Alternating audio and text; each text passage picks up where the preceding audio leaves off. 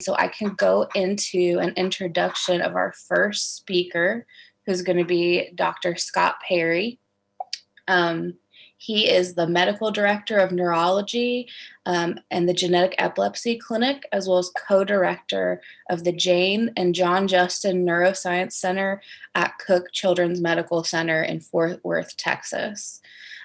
He did his medical degree at the University of Mississippi School of Medicine, and then he completed a clinical neurophysiology fellowship at Emory University.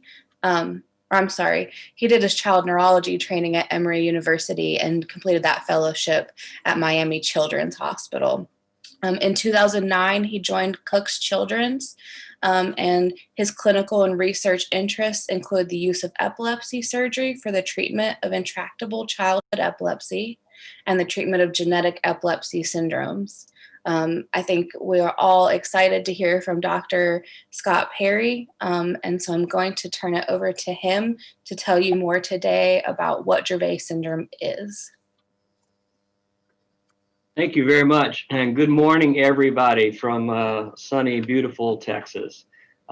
Great to be with you this morning. I apologize in advance that I will not be around for the question and answer session at the end, but it is homecoming day in high school football in Texas, and I have to go attend that to watch my daughter cheer. So I apologize for missing that, but if there are any questions that my colleagues can't answer, which I doubt will be the case, but should that happen, they can be forwarded to me by email. I'll be happy to get back to you all.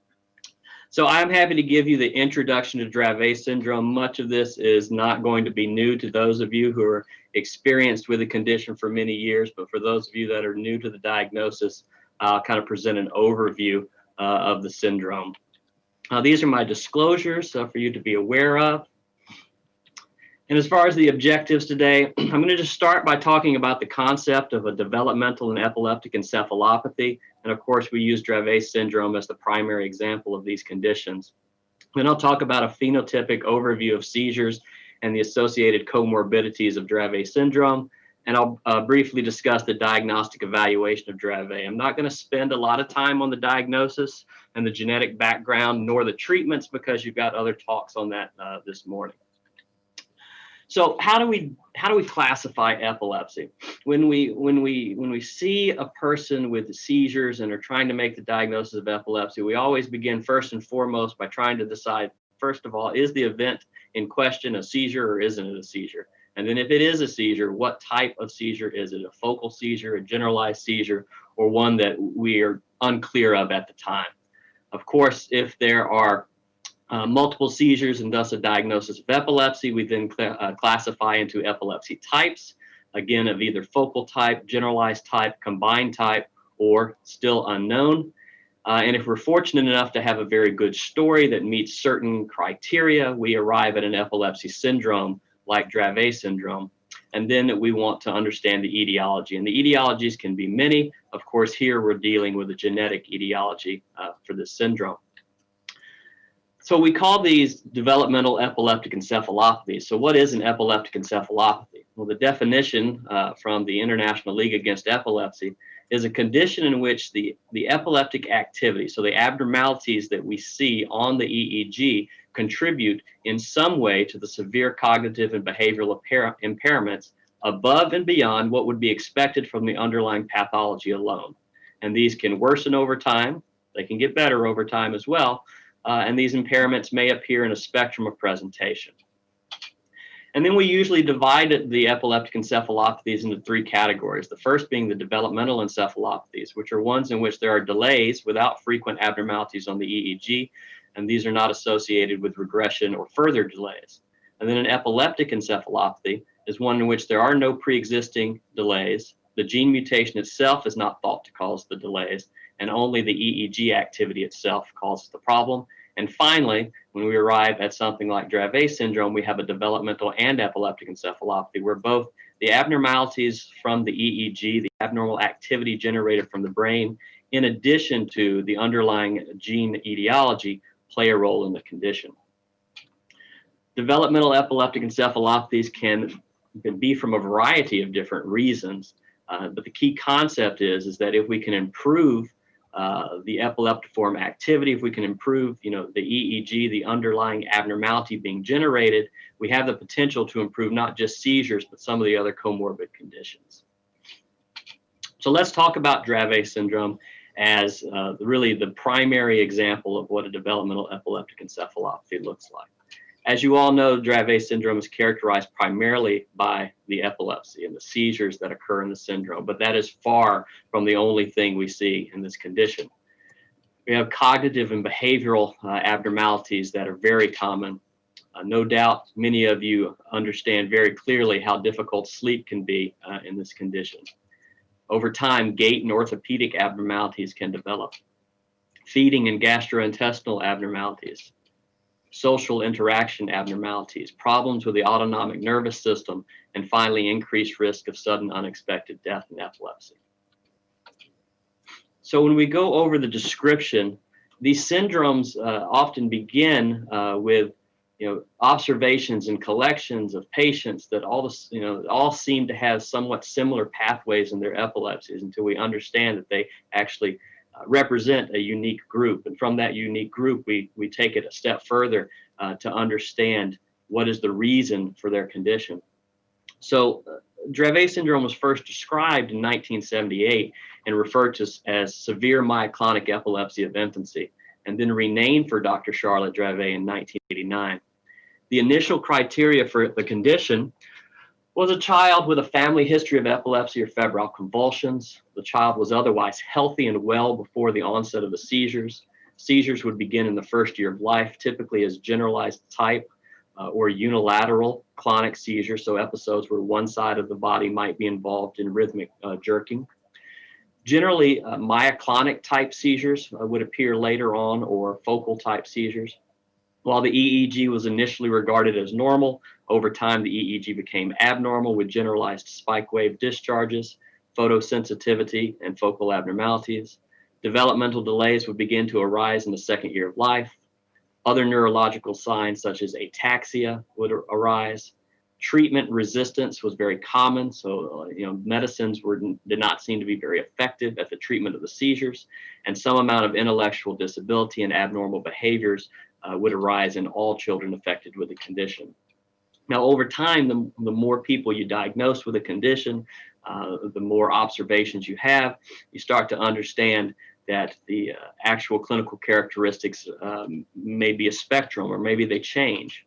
So in 2010, the phenotype was slightly refined, understanding that a family history was not required and oftentimes was not even present in a person with Dravet syndrome. We understood that the initial seizures were not always generalized seizures, nor were they always unilateral clonic seizures, but other focal type seizures or myoclonic seizures might arise first. Importantly, the initial seizures of Dravet syndrome were not always in the setting of fever. Atypical absence seizures are known to be very common in this condition, and so that was modified in 2010. Photosensitivity with pattern sensitivity was also more commonly associated. Neurological signs such as ataxia were not present in every child, and cognitive delays and abnormal behavior, while present in all children, were present in a variable degree from mild to severe. So let's go over the clinical presentation kind of in a year-by-year, step-by-step. In that initial year of life, generally what we see are seizures between the ages of around 5 to 8 months, and they tend to be associated with fever or modest hyperthermia. Modest hyperthermia are things like going outside on a hot day or taking a hot bath. The seizures are often clonic type or generalized or unilateral clonic type. Many children will have the story of coming in with a febrile seizure event where one side of the body was involved, say the right side the first time, and then weeks later present back with a second seizure where the left side is involved. And these are kind of red flags to tell people they should be thinking about this condition. The duration of the seizures tends to be very long, and in many cases evolves to status epilepticus. Now, the EEG is very often normal at the onset of this condition, and as a result, many children are diagnosed with febrile seizures in their first or second time presenting to the hospital. Seizures often recur weeks to months later, however, and it starts to become clear that something else is going on.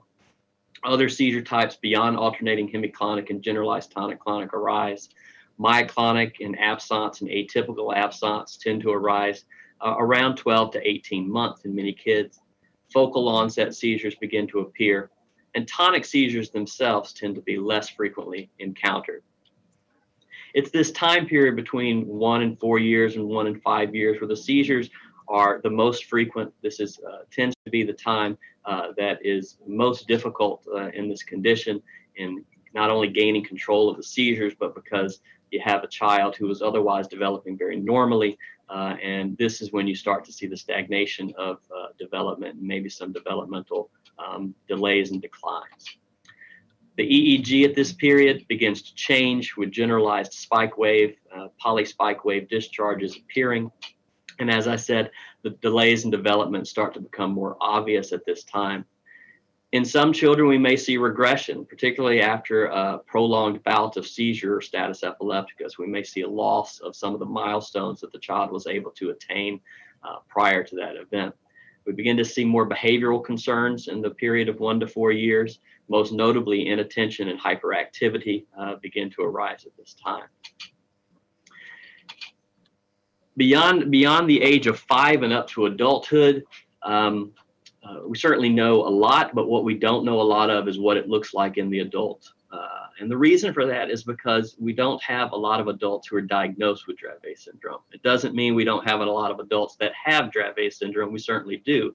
But because they were not afforded the opportunity for genetic testing when they were children, and genetic testing is quite difficult to get in adult populations, there are many adults walking around with Dravet syndrome that have no idea that that's what they have. And that's why we have been pushing very hard lately to encourage adult providers to become educated about the condition and to advocate for testing, because obviously these treatments that you're going to hear about later in the day can make a huge impact on anyone diagnosed with the condition. What we do know is that the seizures will persist into adulthood. They don't spontaneously remit. We know that the seizures tend to be less, the duration tends to be less as you get older, but it doesn't mean you can't have long seizures. The cognitive delays will persist over time. There can be some improvements in cognition. Generally, it's in adaptive behavior realms, but there are improvements in cognition. The Gait ataxia remains, and we understand that mortality is about 15% into adulthood with Dravet syndrome. So let's go now next in the section through the different comorbidities that we may see. So the first is the cognitive development. And so, the question that comes up many times is this an epileptic encephalopathy or is this a channelopathy? And as I said in the early slide, this is both a developmental and epileptic encephalopathy. So yes, getting rid of seizures and making the EEG as normal as possible will certainly be of some benefit to people with Dravet syndrome, but it is not the only reason that these problems exist. The abnormality of the SCN1A, the sodium channel, that is the reason for this condition, is also a cause. So children have initially normal development. As I said, around the time of seizure onset, especially between 1 and 2 years, we start to see a change in that development. Basically, what happens is you have the normal path of development that you would expect in a child, and that path starts to turn and slow or stagnate. And so what happens is while the child's development begins to stagnate, other children who don't have Dravet syndrome or otherwise healthy will continue to develop normally. And so the distance or difference between the two becomes more evident as time passes. When you look at the kind of end cognitive finding, or where would you arrive, we see that it's split fairly evenly across 3 realms. So about a third will have mild cognitive impairment, 40% land in the middle in the moderate cognitive impairments, and about a quarter of children will land in the severe cognitive impairment area. Behavioral abnormalities, as I said, begin to arise. Specifically, hyperactivity and inattention are very common. Some of the traits of autism can begin to arise in some children as well. Sleep. Sleep is a problem that I sincerely hope we find an answer to sometime really soon, because I think many people, tell me that the seizures are terrible, no doubt. But, at least we've got some things to do for the seizures and we can make them better. But the sleep problems are very difficult to deal with. Nearly 80%, a little over 80% of parents report some difficulty with sleep. For many of them, the problem is the child has difficulty with initiating sleep or going to sleep, and they have a problem with transition in sleep. So a lot of the kids, even if they do fall asleep, when they wake up, they're raring to go, no matter what time of day it is, and getting them to return and go back to sleep is difficult. And this is both often a behavioral, an intrinsic behavioral problem, like other kids with hyperactivity or inattention have with sleep. This is somewhat environmental and understood environmental. These children don't have usually normal sleeping habits. They're sleeping in their parents' bed or in their parents' room, so they don't always have their own room. So there's a variety of different reasons why sleep can be so difficult in Dravet syndrome. Sleep is also probably an issue simply because of the SCN1A channel. So again, it's not just the environmental impact and the seizures themselves, but something about the abnormality of the channel itself may regulate some of the intrinsic sleep dysfunction in the condition. The orthopedic abnormalities that arise in Dravet syndrome are progressive gait deterioration. So gait may be very normal initially in life, but around age 6, children start to can take on a triple flexed stance, as you see in this diagram, where they're flexed at the ankles, the knees, and the hip. So they have kind of a crouched stance. When they walk, the walk becomes somewhat narrow, and they may shuffle, may have some difficulties with turning or changing of the textures of the floors can be a difficulty for some of them. And you can imagine that this gait, walking with a crouch, is a very inefficient way to walk. And as a result, there can be easy fatigability of the muscles. And so while children with Dravet syndrome can walk, it becomes more difficult to walk long distances, which is why you often may have children with Dravet have some form of mobility, such as a wheelchair or a medical stroller, because long distances become much more difficult to accomplish. This is an example of a kind of the typical kind of crouch stance, and then the gait can be kind of slow and shuffling to begin. Once you build up some speed, it can definitely get better. But making the turns and getting going can be difficult. It can be unsteady or somewhat ataxic at times, or result in falls in some instances. Other comorbidities, see, are gastrointestinal. So 99% of families in surveys have reported some difficulty with appetite. This can be a variety of things. So it can be prolonged meal times. It can be needing assistance with feeding, using utensils. Things that we see, for instance, in autism, like food fads, where the child has one food that they want to eat every day. 40% report some amount of difficulty with swallowing. And of course, constipation is common for a variety of reasons. Medications we use can certainly do that. Decreased mobility can contribute to constipation as well. Other things that people report that we're still trying to really better describe are autonomic abnormalities, so problems with temperature dysregulation, decreased sweating. As we know, overheating can be a provoker of seizures in this condition, so whether or not there's some issue with sweating to contribute that and regulate temperature is still unclear. Endocrine abnormalities such as precocious puberty may be reported more commonly. Immune issues with more frequent infections have been suggested. And what we do know is mortality is higher, unfortunately, in this condition, than estimated 20% over time, with sudden unexpected death and status epilepticus being common causes.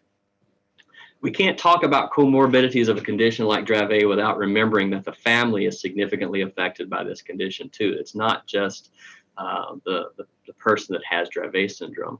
And so we've found that 2/3 of caregivers of children with Dravet will report symptoms of anxiety and depression. 75% report they have concern of the impact of the condition on the siblings. There's an adverse impact on employment because of the days missed from work, because of all the appointments you might have to go to or hospitalizations. And the average annual financial burden has been suggested to be at least $106,000. I would suggest it's probably much, much higher than that even. There was a recent study out of Europe looking at family impact that I think has some interesting findings. In general, they found that their cohort of patients felt like they had overall good general health, but mothers had a worse perception of their health than fathers did, which is not really surprising to me at all. And the next point is certainly maybe not surprising to some people, but that mothers held a greater impact of caring for the child. So the impact on them was even more significant than it was on the fathers, to their social life, their relationships with families and friends, of course, their time and their energy, and definitely their professional life. So the condition really impacts everybody. And so when we think about treatments for the condition, we're not just trying to treat seizures, we're trying to treat the comorbid conditions. And one of those comorbid conditions is the adverse impact it has on the rest of the family. So if you think about the condition over time, you see that the seizures increase in frequency, and ultimately do decrease some and stabilize over time. With that increase in seizures, we see an increase in the severity of developmental delays. We see an increase in the issues with sleep and behavior, and then over time, some abnormalities of gait arise. So in the next section, I'll just talk briefly about how we make the diagnosis and briefly touch on treatment. So how do you diagnose Dravet syndrome? First and foremost, you need a high index of suspicion. And one of the great things about the work that the Dravet Syndrome Foundation has done over the years is that it has really worked hard to truly increase people's understanding of this condition, so that the index of suspicion has become much higher and people recognize the condition. Another way you make it is with blind luck or genetic testing. Fortunately now it's easy to get testing through programs like Behind the Seizure, where genetic testing can be free for children under the age of 8. And so maybe even if you didn't suspect the condition, you get a test that comes back with an SCN1A mutation, and at least makes you think about the possibility of, does this child have that? And then the way I hate to hear that the diagnosis is made is by therapeutic misadventure. And what that means is treating a child with Dravet with the wrong medications that makes their epilepsy much worse, that then makes it evident that that's what's going on. As I said, EEG is very often normal at onset. About 25% of the time, there may be some abnormalities in a child less than age 1. Typically, those abnormalities are focal slowing, which may occur after they present with a long seizure.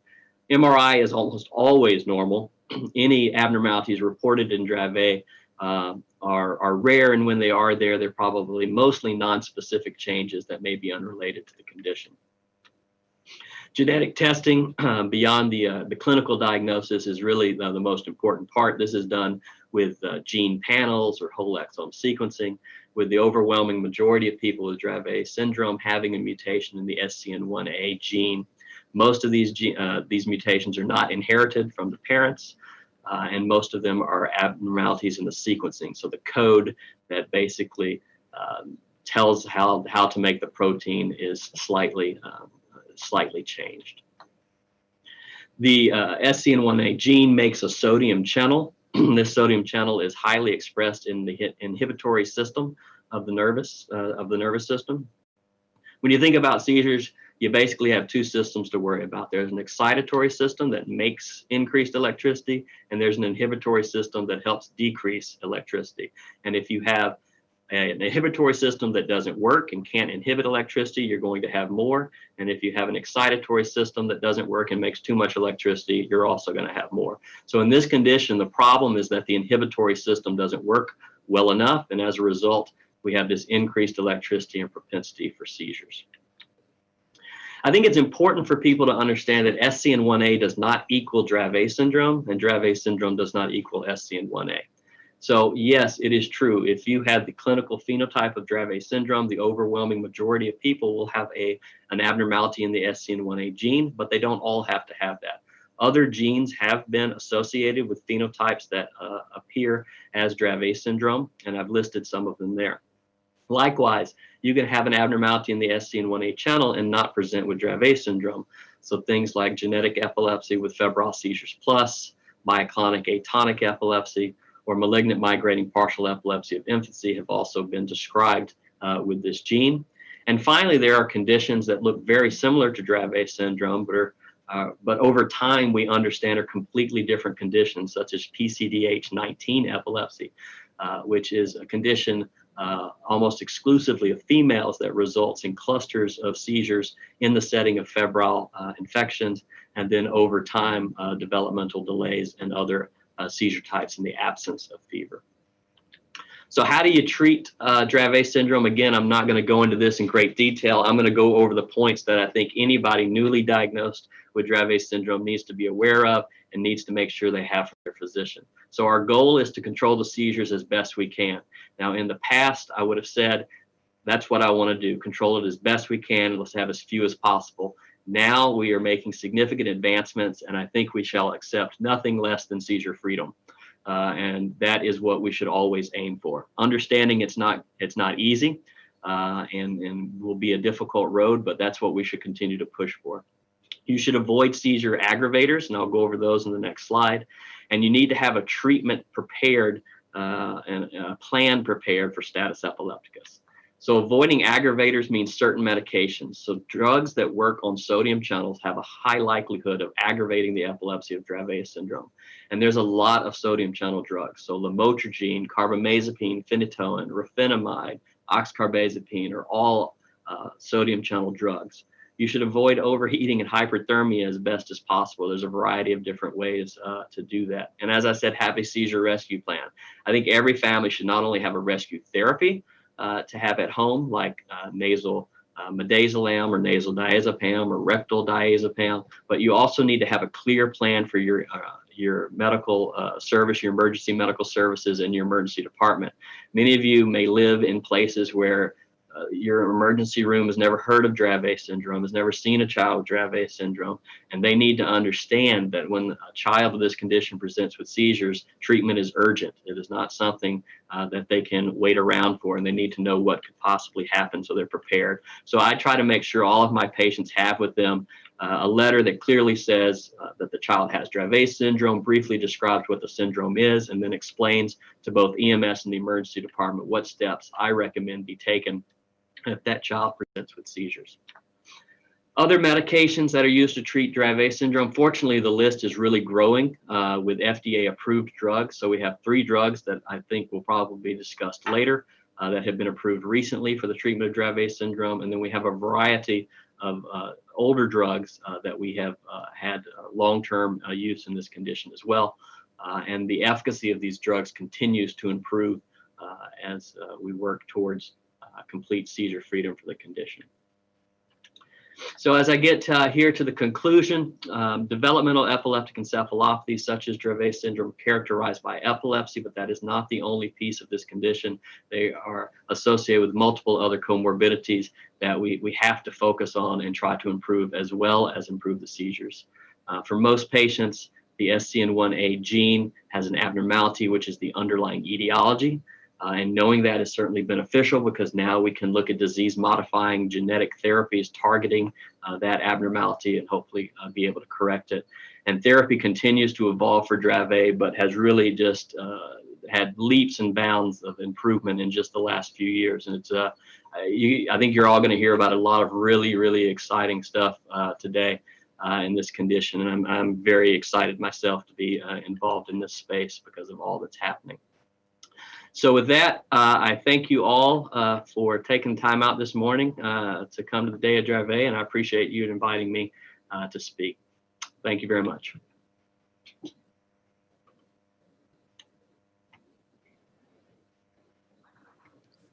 Thank you so much, Dr. Perry. Dr. Perry, do you have just a second and I can ask you a couple questions since we have a few minutes before the next speaker? Absolutely.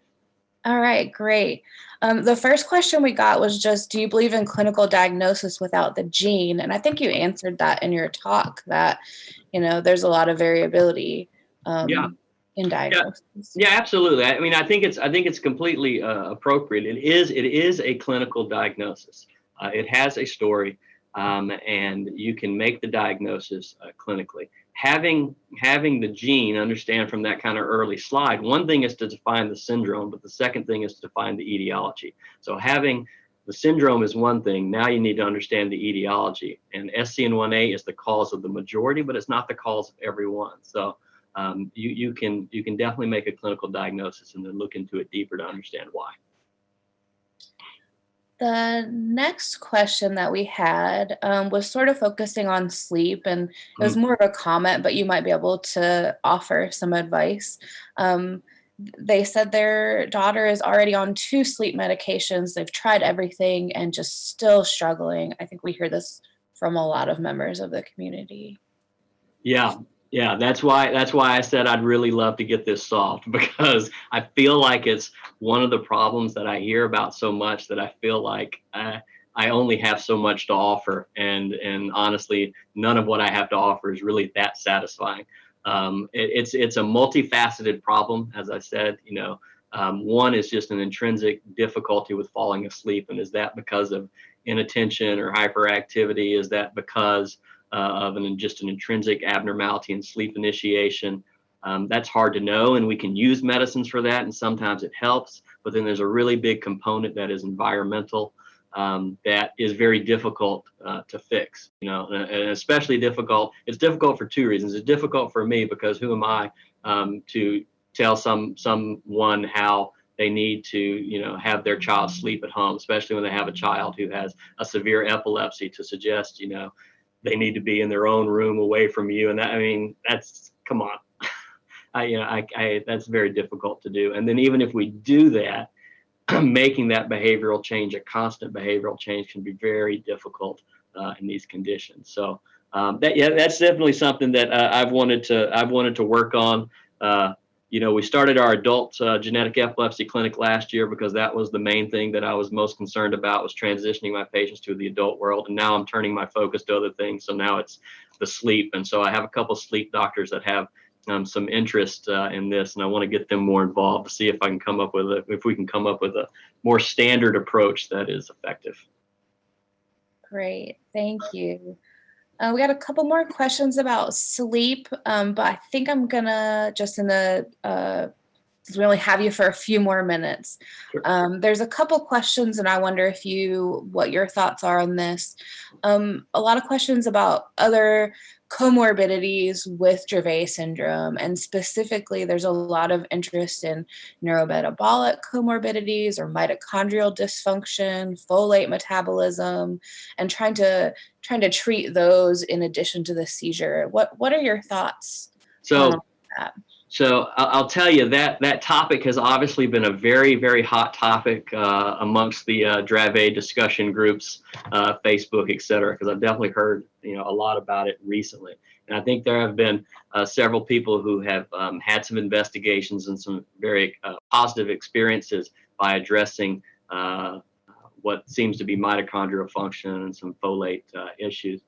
I think, at least from what I've been able to gather so far looking into it, is that the data is not adequate enough yet for me to say that is clearly a pathway to go or not. I think it's quite intriguing, and the people that are looking into it, I hope will be able to generate some clear answers, because if that is if that is correct, then that's obviously a pathway that we need to go down, because it sounds like there were some very positive improvements.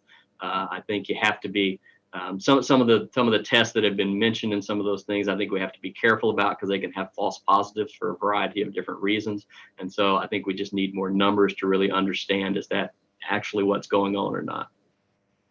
Great, thank you. I have one last question, and then we'll let you run off to football in Texas. What do you think is the overlap between autism and Dravet syndrome?